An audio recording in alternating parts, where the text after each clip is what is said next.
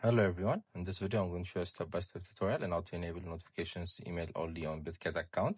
So first we're going to go to the Bitget app, which we can download from the Play Store or App Store.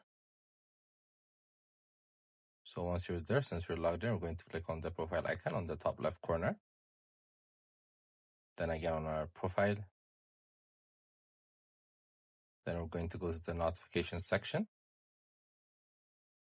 So now we're going to click on the layout option. So once we scroll, there's the notification types option. We're going to click on it. Then here you're going to click on email only. So now it's going to be only for your email. So we changed it. This is how you guys can do it. I hope you guys like this video. Subscribe for more, like for more, share for more. I hope to see you again. Goodbye.